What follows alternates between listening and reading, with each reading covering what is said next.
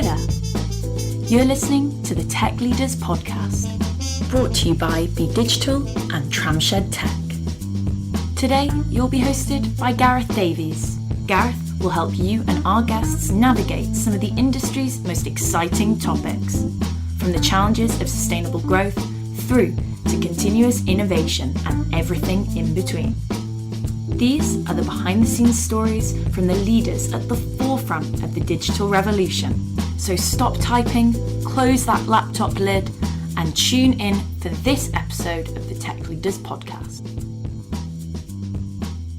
There are an awful lot of IT people that I know I've worked with over the years that are fantastic technologists, but asking them to comprehend and understand how that can support the wider business strategy and why are we doing this, Sure. and where they fall down. Yeah. So understanding that wider commercial and business context is key, and then understanding all of the key technology domains. So by that I mean, what's involved in IT ops, running an IT service, what's involved in cyber, what's involved in architecture and building stuff, what's that software engineering and QA process look like. Oh, and by the way, any CTO tech role nowadays is not going to be standing still, guys. So change is a bloody big part of it. Hodge Bank is one of the most unique organizations you are likely to come across. Aside from being owned by a not-for-profit, they also, in the space of 5 years, have gone from a traditional financial services provider to a modern digital-first FinTech. I was lucky enough to interview the CTO, Mark Evans, in person, and we unpacked this along with his experience of playing an integral part in one of the first digital transformations of a major government department. We also discussed the inflated labour market and how to keep hold of your best employees amidst the increasing demand, flexible working, the growth of the fintech sector, and also what makes a good CTO. I really enjoyed making this one. It's Mark Evans.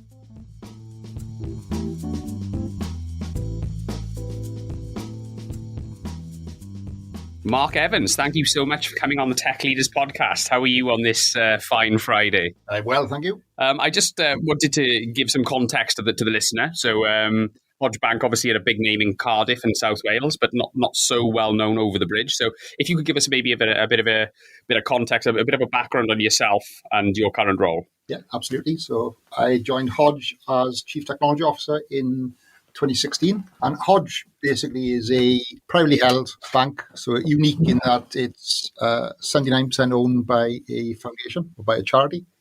But we run as a commercial organisation in order to support the Jane Hodge Foundation. And really our product areas are around savings, mortgages. So historically, I guess we've been very focused on later life mortgages, but moving more into broadening the market appeal, I guess. Holiday buy-to-let, portfolio buy-to-let mortgages. But also historically, we've done a load of work in commercial development finance. And that's going to continue. So mortgages, commercial development and savings are our main product areas. Sure. Based in Cardiff. Currently employ around 320 people. Great, okay. And what about yourself then? So I know you worked for DVLA for a long time. I think our company sort of had some dealings with you quite a while. Talk us through your sort of the first half of your career. You're from Neath originally. When did you get into IT? And talk us about that point, that period in your life leading up to the point where you went to the DVLA. I studied electronics in college, and I started my working life with Lucas, a good old British engineering and manufacturing organisation. And I guess my first experience in IT was pretty low level, Z80 assembly language type of things. Oh, okay, yeah. And I tended to have a bit of a disdain, a bit of dislike, I guess, for the IT guys, because that's all they were doing is working on these levels of abstraction, things that made life easier for them. Yeah. So you were very much physical hardware world, electronics, hardware world. Throw paper airplanes to the software guys, basically. But then I quickly realised, hang on, those guys are having way more fun than me and earning more money, and there's more opportunities out there. So I ended up within Lucas moving more into a sort of IT project management role. So I ended up studying my master's MSc in computing, getting more into the IT side of things. And after a while, fancied a change. I went to work for EDS, HP nowadays, so IT service provider. Okay. Spent a lot of time on a lot of different customer sites, full end-to-end. So EDS lifecycle. were a corporate IT sort of systems integrator, essentially. They got swallowed up by HP, I think, last 10, 15 years ago, didn't they? Absolutely. Okay, yeah. Full life cycle there, requirements, design, build, test, deploy on a number of different projects. I went back to work for Lucas then. Lucas had been acquired by a Japanese company. So I went back to work for Lucas, and the task was effectively to achieve autonomy from the previous parent organization in 18 months. So I went back to work as part of a team that were responsible for putting all that infrastructure in place and getting the business to a point you could stand alone from the parent company, or the old parent company, within 18 months. And I spent a few years there as group infrastructure manager, managing infrastructure across probably 3 or 4 sites in the UK and another 4 or 5 sites across Europe. I really enjoyed that, but I was spending more and more time on the infrastructure side of things and felt that I was being pigeonholed. So I wanted to broaden my experience. So I left there to work with an American, privately held American manufacturing company that had 2 sites in the UK, 3 sites in the US. And a lot of the time there was spent around getting the business to understand the value of technology. So a very traditional business at that point in time, but recognized that needed to move with the times, start to make some investment in technology and change. So spent some time implementing Microsoft Dynamics 365 there, and then moved on through another 2 or 3 similar companies, spent a number of years implementing Microsoft Dynamics 365. And I guess increasingly became interested in the wider change side of things. So one organization I worked with, because we had to, we implemented Dynamics 365 end-to-end in the business in about 4 months, and it was fantastic. It was a success. Another company I went to, we're trying to do the same thing, but 2.5 years later, it's really difficult to get things done. And realized then that actually, I had a pretty good handle on the tech side of things. Change was and the human side of things is something that fascinated me. So around the time I had the opportunity to go and do my MBA and to understand the human side of things a bit more. Oh, wow. Where did you do your MBA then?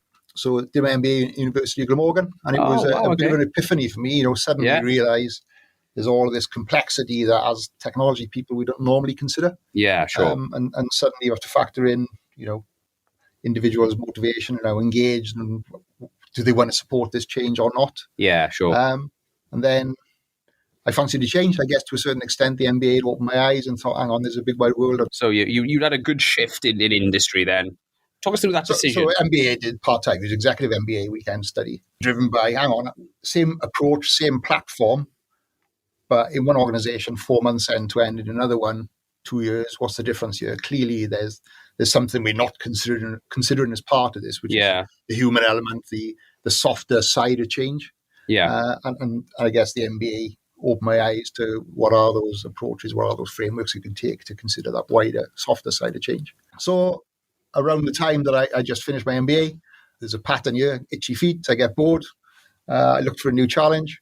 I ended up taking on a contract role at the DVLA. So I thought, actually, he was a friend of mine who was a recruitment consultant. I said, look, Helen, I'm bored. I'm looking to move on. Can you just cast your eyes over my CV?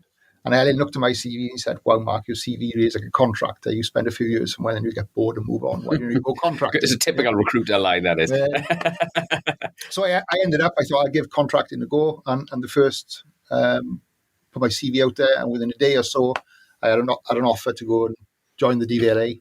And my role at the DVLA was an interesting one, I guess, which was around, 2008, the DVLA had started to realize that, this old traditional model of outsourced IT, probably recognition that online digital channel is fast becoming the dominant channel. In fact, EVL car tax online had been live for some years at that point in time, was a successful service. Sure. So recognize that it needed to start to take back control responsibility for online channel delivery. So I guess my engagement at DVLA was the start of helping the DVLA client organization start to be a bit more of an intelligent client and start to hold the suppliers to account, IBM, Fujitsu to account. So my role there was around getting a project that was in exception, behind plan, helping some folks in the DVLA work with the supplier to get that project back over the line.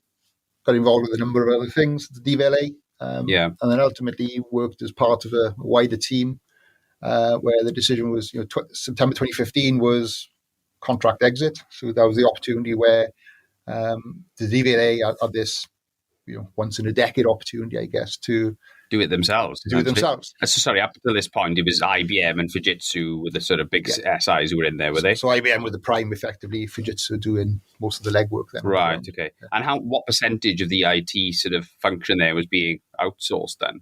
Was it all of it, or were we talking like 80% or something? The vast majority of it. There was a small in-house delivery capability. Yeah. But the vast majority of it was outsourced. I'm fascinated about that period in time, because it wasn't just DVLA, was it? Who did that? There was a lot of government departments. There was a big shift around that time. Obviously, you were on the digital transformation journey. Loads of government departments went on the SI route. There was a kind of like this watershed moment almost. That a lot of companies sort of broke up big contracts, went with the SMEs, but took a lot of it back in house. So why do you think that happened at that time between 2014 and 2016? So I think a lot of that started way earlier. So 2010 comprehensive spending review, time of Francis Maud and the Cabinet Office. Yeah, sure. And the focus there was around, I think the words used at the time was around breaking up the oligopoly of the big suppliers. They owned the market with government IT, didn't they? They must have had about 90% of it. There were about 6 companies. It was crazy. Absolutely. And there was a lot of discussion driven by the Cabinet Office then around the optimum model for that, around SIAM type model, service integrator and manager, Sure. and how that would work. Could you go to market for one party would be that service integrator and management layer, and then go to market for individual towers. And I think thinking quickly came around to, hang on, shouldn't that service integrator and manager actually be the client organization? Can you pay somebody else to keep these other suppliers on the straight and narrow? And how do you cost the risk around that and all the rest of it? Yeah, sure. So I think there were a few iterations of that, but ultimately DVLA were one of the first departments, if not the first, I think, to go with the model of bringing the majority of that back in house. At the very least, bringing that the ability to control and set direction in house. We helped do some of it as well. I mean, Absolutely. because there was quite a few other suppliers in there as well. I think it was a transformative time for the DVLA, wasn't it? So let's just dig into the DVLA a little bit then. So you were there probably at not the beginning, but certainly in the early stages, the embryonic stages of the proper digital transformation journey, I suppose. And you left it, what was it, 4 years ago, was it? I left DVLA 2016. Yeah, 2016, so 5 years ago. So what did you see in that time in terms of digital transformation? The organization that you joined and the organization that you left, what was that digital transformation journey like, and how much of it was completed by the time you'd left? Well, it was fascinating times, not just from a technology perspective, but also from a change management perspective. What we had is some of the brightest, most capable people I've ever worked with in my career were at the DVLA. Yeah. But I think to a certain extent that a contract had been let for third-party delivery, and some of these folks were bows and arrows against the lightning. Yeah, their hands were tied in terms of controlling or affecting the outcome of some of these things. But contract exit 2015 presented an opportunity to change that. So the approach very much was around upskilling the client organization, getting some of the folks client side to start to believe that they could do this themselves. So given their skills, experience, and knowledge, to do it themselves. And we, there were 1 or 2 exemplar projects that the Cabinet Office and some other folks were heavily involved with. GDS, Government Digital Services, were heavily involved with, and that was around proving the model, I guess, that much more intelligent client, disaggregated supplier base. So rather than having one prime who's one throat to choke, I think the phrase is, more intelligent client capability, and then a number of different suppliers in there to deliver that, but also first use of cloud and component-based architecture, all of those great things. Yeah. So some of that started way before 2015. So from a tech perspective, it was moving towards much more modern stacks, incremental agile delivery. So getting familiar with some of those new approaches, but also from a commercial one, rather than having this one single supplier, breaking down, disaggregating those suppliers. That supply base was also the approach. And it was great to be part of that, where some of these folks started to realize, hang on, this big, scary, incomprehensible thing, we can start to do this. Yes, there's still a lot to do. And yes, some parts of it is still big and scary, but hey, we've taken our first step. We've started to learn how we can do this in the future. We started to prove some models and processes and upskill people to do it. Sure. So there was still a big old lump under the carpet, I guess, come September 2015 to tip everything in-house. Yeah. But equally, that was softened because, largely with a few exceptions, the approach was to 2P the vast majority of people involved from IBM Fujitsu across. Yeah, So that de-risked it as well. yeah. But there was commercial challenges around that as well, I suppose, wasn't it, in terms of contracts and, Absolutely. There were a lot of folks who were getting a lot of long. But yeah, there were some really real heroes involved in getting that across the line, and it was a fantastic effort from a number of people. Put the DVLA in a really good stead, I guess, to move on from there. Yeah. And government departments in general, do you think they should build in-house capability, or do you think they should have an outsourced model or a combination of the two? Where do you stand on this sort of discussion? Yeah, no doubt folks have written thesis and books around this. There's no right or wrong answer, is there? My view is that online delivery, digital channel is the dominant channel. So therefore, you can't outsource that. So you need that ability client side to act as that intelligent customer. Yeah, sure. It doesn't mean you do everything yourself. It's around recognizing there are some things that are your key capabilities you should have client side. But there are other things then that the market is best placed to deliver. You take it to, fortunately, I guess there's a lot of good take-up of cloud services now in public sector, which is perfectly sensible. We shouldn't be, individual departments, a few exceptions. I don't see the case for them running their own data centers and all the rest of it. But at the very least, what you need client side are some folks who understand what good looks like and can hold suppliers to account. You can break that down into a number of component parts. Folks who best understand the business, who can express requirements, who can hold suppliers to account. Those are the kind of capabilities you need client side. And there's various models, various ways of breaking that down, and there's no right or wrong answer. Very quickly talk about GDS. How much did you benefit from the setup of GDS, and how much did they help DVLA on their digital transformation journey? Did it impact your role and what you were doing there? Was there any? Did you get much from the setup of the government digital service at all? Yeah, GDS were massively helpful, I think, in bringing about the changes that were delivered in DVLA and in supporting some of those models. Yeah, I guess. And would we have got there? Would we have achieved that fundamental change in direction without GDS's help? Probably not. Right. And I know there's been a lot written, a lot said about GDS's role in more recent years and thereafter. I think that they added a huge amount of value, and actually that association with Mike Bracken, Francis Moore, GDS, all of those guys. Yeah, it was a really powerful change instrument at that point in time. Sure. And I think without those guys and girls, probably wouldn't have achieved the change that we saw in DVLA and other government departments. Yeah, absolutely. Talk us about the period in your life then. You leave DVLA, you go and become a CTO. Did you go straight in as CTO to Hodge, or did you have there were a few twists and turns. I joined there as an IT director. So ultimately, part of a team, and it wasn't just me, it was a heroic effort from a number of folks where September 2015, the services were brought in-house. That was a success. But it was clear to me then that there was going to be a period of stabilization. So some of the folks we had client side in the organization, DVLA organization, had been assurance type people, assurance type roles. And then there was going to be, we no longer needed to assure a third party because those third party folks had been 2P'd across. So there was a period there where clearly there was going to be 12 or 18 months of reorganization and all the rest of it. And I felt the opportunity for me to develop and grow and learn was going to be put on hold for 18 months, so I fancy something different. KPMG had made a recommendation that Hodge go out and get an IT director, and he was a recruitment agent, reached out, and I liked the sound of it. And basically, the exam question, literally the interview question for me at Hodge was, Mark, tell us how you're going to drive our digital ambition. So Hodge, very considered in its approach, very measured in its approach. 2016 had no online service offering at all. Wow. So my role then was unique, I guess, in that 2016, 2017, you presented with a total greenfield site. Well, that was perfect because you just implemented this in DVLA, surely. So you knew what the journey looked like then, yeah? Yeah. Albeit at a smaller scale, at Hodge. But so there was a handful of people. I'm trying to think it was probably across IT and change. There were about 6 people all told at Hodge. So September 2016, I landed, started to work with some folks around defining the digital strategy, which is ultimately, what are we looking, how are we expecting to deliver some value from technology? How can we exploit technology? We presented that to the board in December 2016. Sure. I remember it well because it was my wedding anniversary and I was in work presenting to the board, presenting digital strategy. I bet to the that board. went down well.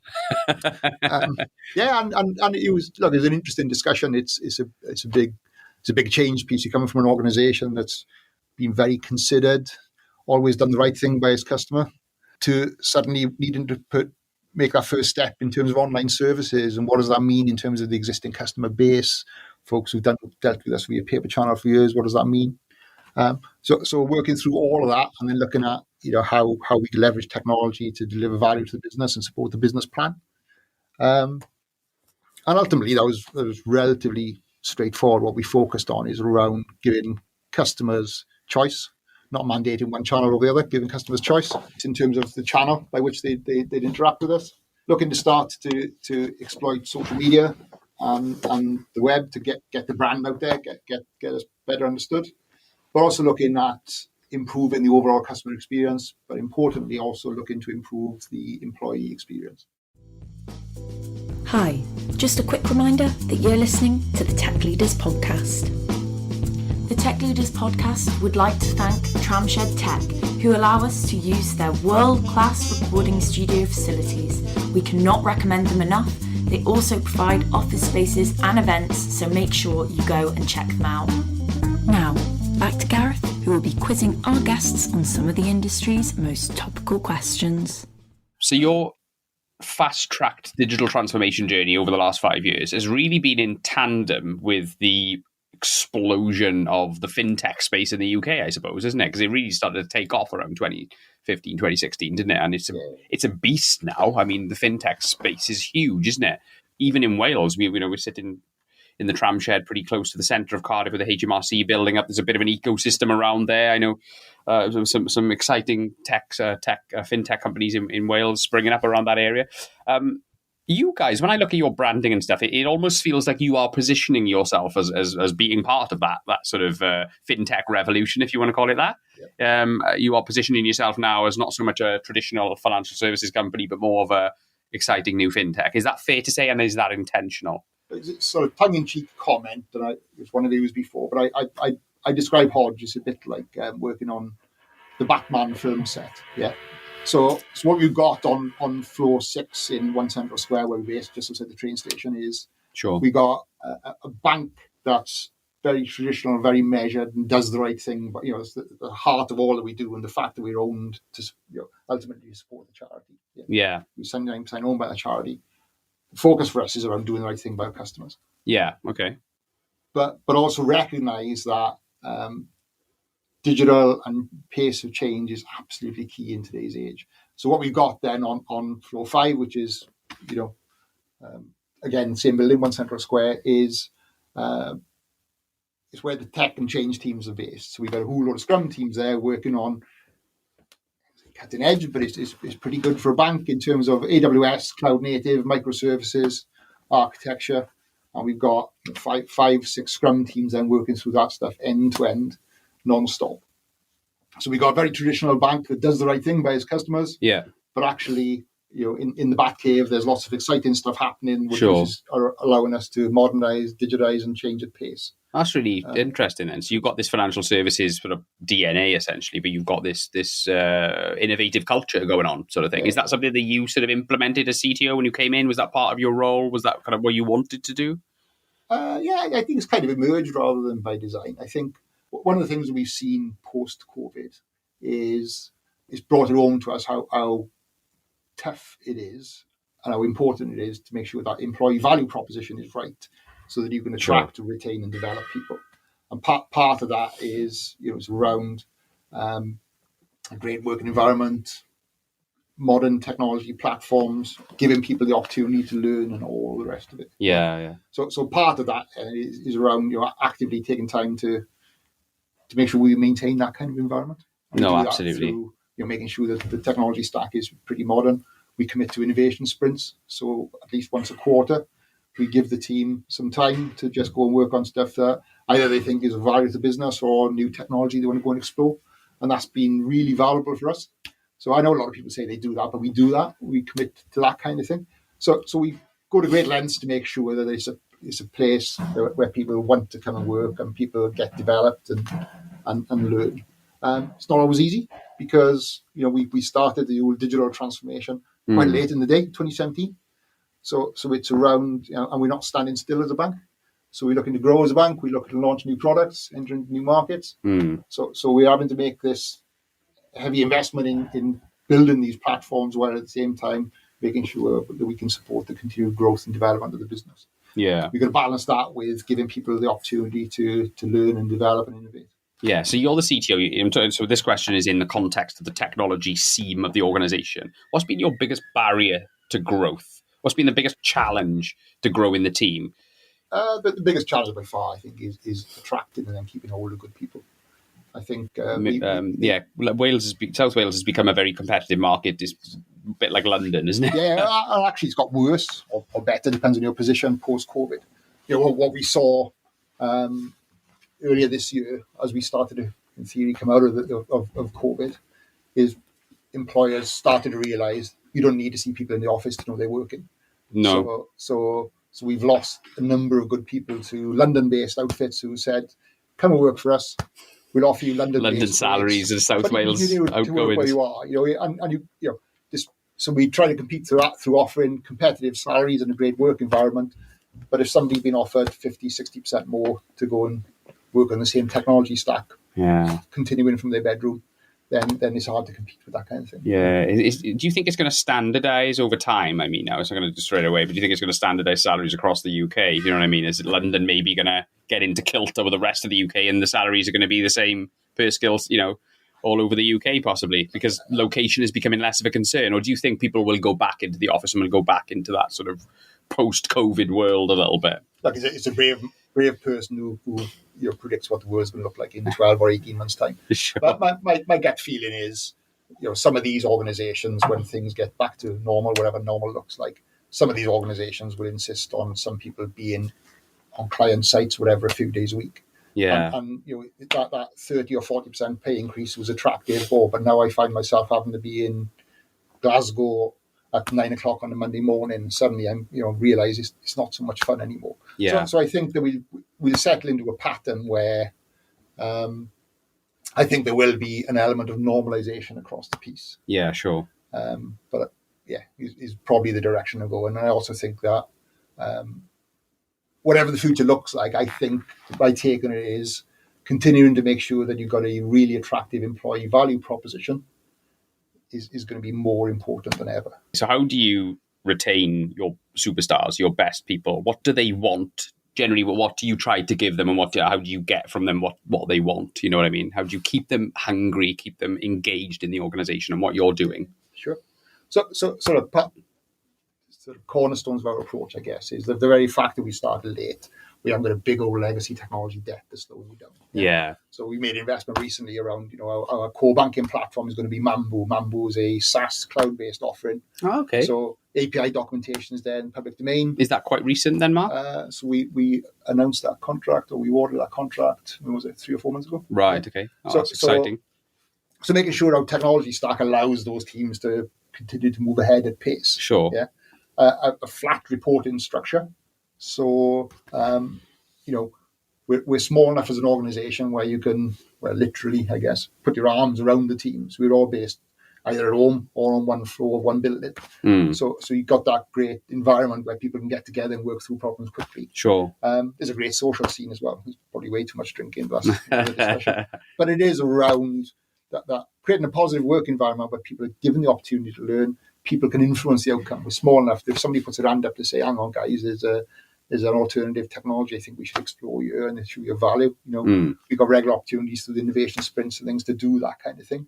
But also in a day, we're actively doing now. Sylvester, one of our star developers, he's taken his own time to start to explore different technologies for front end mobile apps. Yeah, right. And he's he's developed Hodge's quite fully featured first sort of mobile app for the saving side of things in his own time through lockdown because he was bored. Wow, that's incredible. So when we start to look at getting that thing into production, Sylvester's done the exploration in his own time, and then we can advance that. So it's around encouraging that curiosity, but also giving the team time then to innovate and explore those things more. We don't always get it right. Like I said, we got an awful lot of catching up to do, but that's a key focus for us going forward, is making sure that we give our people time to learn, but also opportunity to affect the outcome as well. Yeah. What do you do with the people who kind of take the mick a bit then of that? How do you kind of address that situation if you're giving them all this autonomy and they just sort of, watching Squid Game all the time and Netflix and not doing any work, How do you address that from that bad apple from spoiling the bunch? We haven't had much of that at all, actually. You get some folks that go through tough periods and all the rest of it and take the mick. But that ultimately is a discussion around, look, guys, girls, we've given you this freedom, but with that comes you have responsibility to make sure you're getting your work done. Sure. And it's a bit of a cliche, but are you buying people's time or their talent? Yeah, we don't hold people to rigid 9 to 5 type of thing. As long as the work gets done, we don't care how and when it gets done. So we've had very few cases of that. The cases we have had, then normally it's addressed through a quick discussion with them to say, come on, guys, this is it's been dragging on for 3 weeks now. We haven't got through as many story points as we expected in the last sprint, whatever the metric is. Yeah. What's going on here? So the chat around it, And absolutely. normally that sort of gets people's minds focused and back on it. Yeah, absolutely. The environment is not for everybody. We've had some people who come in and expected a much more rigid, formalized, structured environment. And we quickly get to a point where we realise mutually, I guess, it's not the environment for them and they've moved on. But largely, the vast majority of people we got there, and it's a pretty young team we got there as well, have been with us a good while now. I think apart from a bit of a blip once the COVID rules got relaxed earlier this year, where we saw the London wage threat. Other than that, we do really good job of attracting and retaining people. Brilliant. Okay, let's get the crystal ball out for a minute then, Mark, okay? Yep. I want to get your thoughts on a couple of, bigger picture things. The macro picture, we're in a crazy time, really. I mean, post-COVID, you would have thought we would be in a bit of a recession at this point. Obviously, the money is getting created and there's a lot of money in the economy at the moment and things are booming in many sectors, not so much in all sectors. But we're facing negative interest rates potentially over the next couple of months, unless we're already there and I didn't notice. There's an enormous amount of money being created. There's lots of things like VC capital we were talking about flooding into business, into ventures and things. And there's lots of jobs being created in the technology sector. We're seeing a bit of a transformation of the labour market from the analog world into the digital world, and that's happening at lightning speed. Well, what do you think? Sort of are we in a bit of a false economy at the moment? Do you think that we're on the verge of a bit of a pretty bad recession? Do you think that this can just continue forever? This money printing and these buoyant times. I mean, have you got any opinions on the current economic picture and where we're going? That's a bit of a toughie, isn't it? There's a big question, isn't it? I'm no economist, and I guess the duck-out here is that we are living in unprecedented times. We're hopefully at the tail end of a global pandemic, and what those patterns look like, they would indicate what the future looks like from here on in. Sure. No idea. I guess I'd answer that with a safe answer. If you're in the business of tech and digital and change, I think you can fairly safely say you're going to be okay. The demand for skills, for services, for business in that space is only going to go one way, isn't it? Sure. What the wider economy looks like as a result of this, and are we, is it sustainable? I'm not qualified to comment on that. I have a punt on it, but I wouldn't know. I think what is interesting, we got the COP session next week, and I think what COVID has brought home to people. So that's the climate change, the climate change one, yeah, of course, yeah. I think that's the thing that people are now realizing is real. I think probably COVID has led to people spending more time at home and fortunately spending more time in their gardens and getting closer to nature and appreciating their time again. Sure. But I think people have started to realize that climate change is real. So I think that what we will see over the next few years is increased focus on decarbonisation of the economy, but also I think increased focus on, from a financial services perspective, but businesses as a whole, the whole ESG agenda. And it's been quite interesting where we've engaged some of the folks through financial services grad scheme and generally recruitment of younger folks then that's a key requirement for them. I think some of my guys were doing some interviewing recently, and something like 70 or 80% of candidates wanted to know about the bank's ESG credentials before they considered working for us. So I think like there's a whole raft of things in the mix around is the current bounce back. Just is it sustainable? Where do we go from here? As I said, I'm not educated enough to give a professional opinion on that. Tech, digital change, not a bad place to be, folks. That's only going to be, the continued demand for skills is not going to go away any day soon. But I do think that decarbonisation of the economy, much more awareness and consideration around the environmental impact and making sure and the social impact of things. So have Hodge made any commitments on that front then? Have you sort of discussed this at board level in terms of like, how we're going to help decarbonise the economy? Are we going to take on board some accountability for this, as an entity, as a local employer or whatever? So we recently published our first thoughts around our ESG agenda. I guess, look, we've got a good starting point there because the unique ownership structure and the values of the company are not counter to any of that anyway. Sure. So we're working through some of it in detail. I think we've gone live with a section on our website recently setting out our approach to that. But yeah, very much it's something that we're working through in detail right now. Can we just dig into that a little bit? The unique ownership structure. So obviously you're part owned by a charitable organisation or not for profit, yeah. 79%, yeah. So, wow. Okay, so that's a big percentage. So how does the structure work then, and how has that affected your role in any way? You know what I mean, in terms of the things that you want to do. It doesn't limit what we want to do as a business. It is a key consideration, I guess, when we start looking at your business performance and all the rest of it, is knowing that good performance of the business means that we're better able to support those good causes that the Jane Hodge Foundation supports. Yeah. But it's not limited in terms of what we do as a business in that sense. So what does the foundation actually support then? This is a bit you have to edit out. So it supports a number of good causes, a lot of them locally. I can't remember the exact detail. So I think there are 3 or 4 cornerstones around what it supports. But it supports the St David's Hospice in Cardiff. Does a whole raft of work with Mercury. It does a whole lot of work into research on Parkinson's and everything else with Cardiff Uni. And then it does a whole lot of work overseas with a number of different organisations as well. Right. Oh, okay. Brilliant. Well, that's an amazing, not many financial services or fintech companies can say that. So, I mean, it makes you definitely makes you stand out. Let's go back to technology innovation then, Mark. Okay. Not talking about Hodge Bank here. I'm talking about in general. You're obviously a technologist, okay? Yep. Hardware background, obviously, but you're a technologist now. You're a CTO. What technology innovation are you most curious about in the world? We've had a little conversation about cryptocurrencies beforehand, but that's not limited to that and financial services by any stretch. AI, quantum computing. Well, what sort of has tweaked your interest in the last couple of years, and what are you keeping an eye on? I think probably the most interesting domain is around, and it's not technology per se, it's around open architectures, yeah? So, cloud, everyone gets the value of that. I think what is interesting through open architectures and initiatives such as open finance, open banking, it's around how that technology has the opportunity to disrupt the market. Yeah? And what that's doing is presenting the opportunity for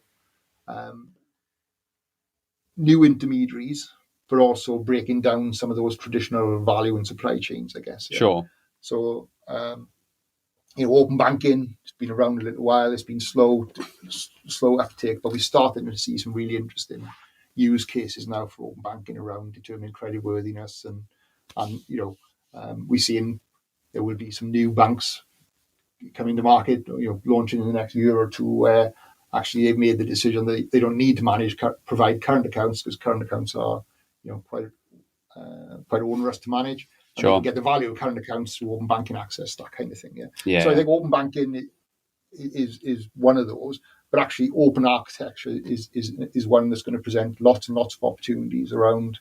You don't need to do the full thing in order to get a service to market. You can, of course, the concept of banking as a service, white label service offerings, and that modular approach to building a business, I guess, is something that's just going to hasten that pace of change and innovation over the next few years, I think. That's a really good one, actually, because this may be worth bringing up as well, Mark. Obviously, your investment recently in Yoello, a previous guest, Sina Yamini, who was on the podcast last year.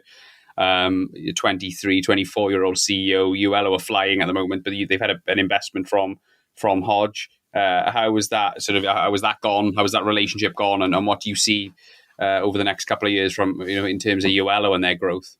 So we have a good relationship with Yoello going back a good few years. So I think we first came across Yoello, Sina and Co.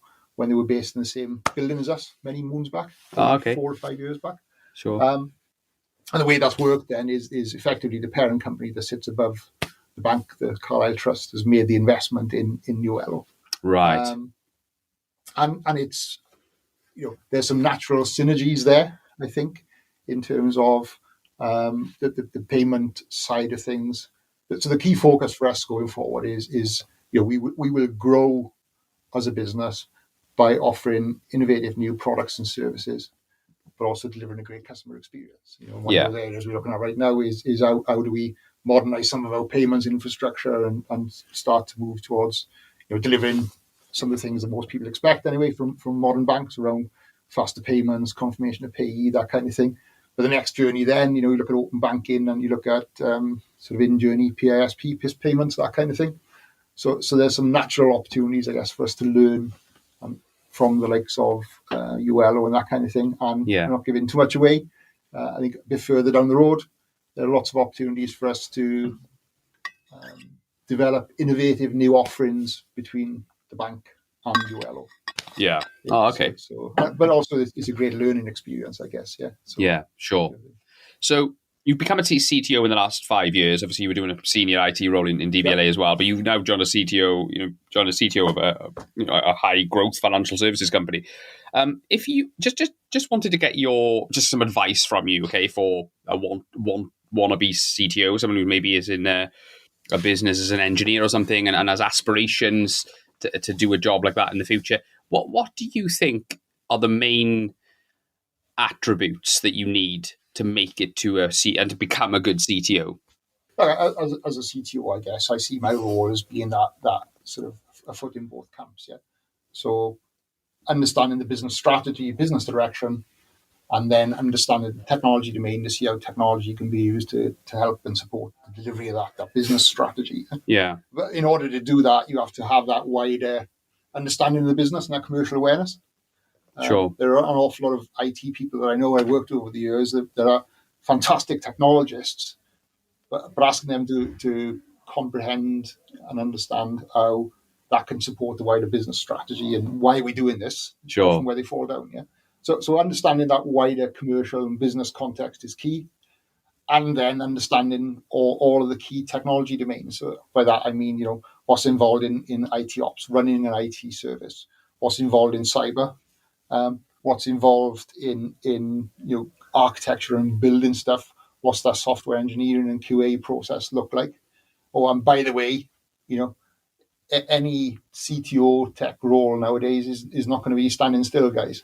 So change is a bloody big part of it as well. Yeah, of course. So it's around understanding the wider business context, those 3 or 4 key domain areas around architecture, software engineering, development, IT ops, service management, but also change and cyber, I guess. What's the biggest concern and the biggest threat for a CTO over the next couple of years? I think it's 2. I think there's it's keeping up with the pace of change. Sure. Yeah. And that's whether that's change being driven by business strategy, or it's addressing threats in the cyber space, or it's getting value out of the new technologies coming along. It's that pace of change. Then it's also around how on earth do we make sure we can attract, retain, and develop the right people to deliver against that. Those Perfect. Are the 2 bigger ones. Good answer. What advice would you give to your 21-year-old self? Working in Lucas, I think, in a hardware role, what advice would you give that guy?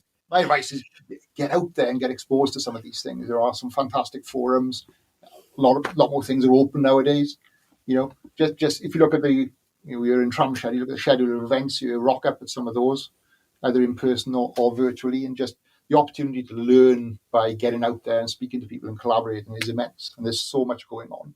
So that would be my advice to my 21-year-old self, I guess, is to get out there and just get involved with some of these sort of community type things and listen and learn and contribute. Just get out there and network more, then, essentially. Yeah. There's a raft of stuff happening. What about doing MBA? Would you recommend anyone? Would you recommend some, doing that? Yeah, I think so. You're glad you did that sort of thing, yeah? It's a hell of a commitment, and it was a Friday afternoon, Saturday, Sunday, every 6 weeks for 2.5 years. So let's finish on this one then, Mark. What book or anecdote or documentary have you sort of watched in the last couple of years which have really inspired you and stick in mind? What could you? Any sort of recommendations?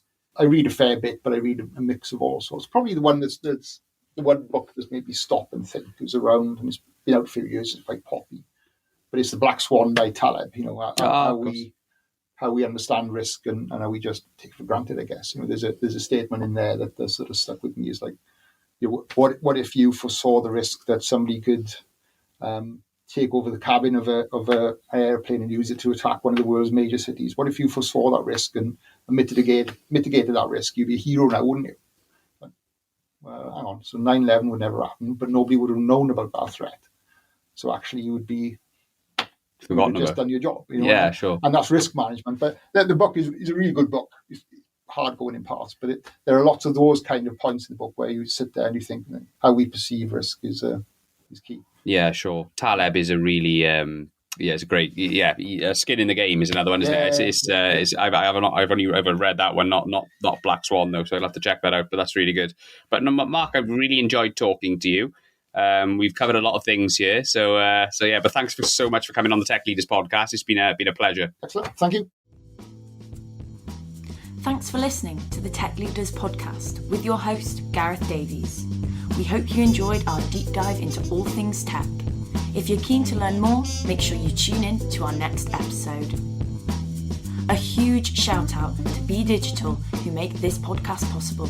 Go check them out at bedigitaluk.com to gain expert help on enabling your organisation to become lean, agile and attract the right talent. That's bedigitaluk.com. Join the tech revolution with the Tech Leaders podcast.